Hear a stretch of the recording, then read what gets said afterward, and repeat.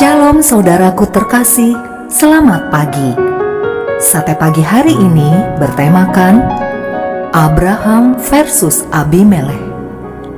Firman Tuhan terambil dari Kejadian pasal 21 ayat 22 sampai 34. Pada waktu itu Abimelekh beserta Pikhol panglima tentaranya berkata kepada Abraham, Allah menyertai engkau dalam segala sesuatu yang engkau lakukan.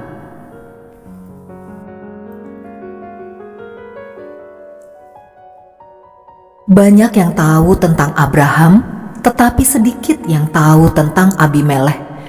Abimelekh bukanlah nama, tetapi julukan, seperti Firaun. Kisah Abraham dan Abimelekh ini adalah mengenai pindahnya Abraham dari Mamre menuju Gerar di tanah Negeb. Alasan kepindahannya tidak dijelaskan di dalam Alkitab. Ia tinggal di Mamre kira-kira selama 20 tahun lebih. Lalu ia pindah ke Gerar dan nantinya membeli sebidang tanah bergua untuk makam. Makam itu dikenal sebagai Gua Makpela, makam para leluhur, sedangkan Abimelekh adalah raja Gerar keturunan Filistin. Kita tahu bahwa Filistin kemudian menjadi musuh bebuyutan orang Israel. Orang Filistin bukan orang Palestina saat ini di Israel. Mereka bukan keturunan Filistin. Keturunan Filistin sudah musnah sekitar abad ke-6 sebelum Masehi, sebagaimana dicatat dalam sejarah Israel. Tetapi Abimelekh sepertinya satu-satunya orang Filistin yang dipandang positif oleh Tuhan dan Abraham. Abraham sendiri segan kepadanya. Abimelekh sanggup berargumentasi dengan Tuhan. Tuhan sendiri mengakui bahwa Abimelekh tidak bersalah dalam hal ini. Abraham salah sangka. Ia menduga orang-orang di Gerar tidak ada yang takut Tuhan. Kepercayaan orang yang berbeda belum tentu menunjukkan bahwa orang itu jahat dan buruk. Di sini Abraham justru diperlihatkan dengan hal yang sebaliknya. Renungkan kisah ini jika dibaca oleh orang-orang Yahudi. Mereka pasti tertantang untuk berpikir bahwa di luar sana masih ada orang-orang yang punya kompas hati yang baik, sekalipun tidak termasuk dalam kelompok umat tebusan Tuhan. Bukankah ini juga yang dilihat Yesus berkali-kali? Orang non-Yahudi menunjukkan iman yang lebih baik daripada orang-orang Yahudi. Kita tentu tidak menyimpulkan bahwa orang baik pasti akan diselamatkan, karena keselamatan hanyalah lewat iman kepada Yesus Kristus. Ia mati di kayu salib untuk menebus kita dari dosa-dosa kita. Kita dapat menyebut orang seperti Abimelekh adalah orang-orang yang only one step from the kingdom, hanya satu langkah lagi dari kerajaannya. Mereka adalah orang-orang yang sebenarnya dapat segera menerima keselamatan dari Tuhan.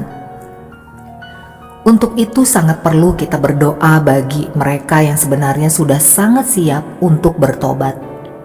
Kita berdoa agar Tuhan mengirim pengerjanya bagi mereka, atau kita sendiri yang minta diutus oleh Tuhan kepada mereka.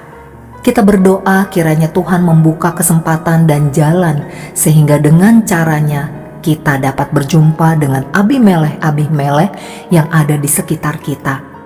Kita minta agar Roh Kudus menyertai mereka, mengurapi ketika kita berjumpa dengan mereka, sehingga setiap perkataan yang keluar dari mulut kita mampu menembus hati para Abimelekh, sehingga hati mereka terbuka dan mau menerima keselamatan di dalam kasih Tuhan.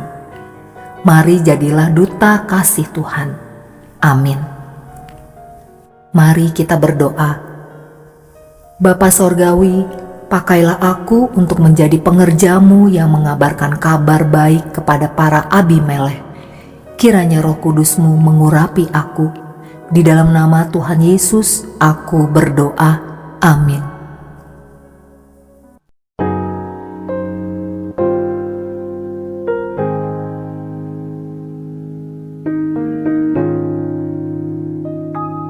I must have a Savior with me, for I dare not walk alone. I must feel His presence near me, and His arm around me thrown. Then my soul shall feel no ill. Let Him lead me where He will. I will go without a murmur, and His footsteps follow still. And I must have the Savior with me, for my faith at best is weak. He can whisper words of comfort that no other voice can speak. Then my soul shall feel no ill. Let Him lead me where He will. I will go without a murmur, and His footsteps follow still. I must have the Savior with me in the onward march of life, through the tempest and the sunshine, through the battle and the strife. And then my soul shall feel no ill. Let Him lead me where He will. I will go without a murmur, and His footsteps follow.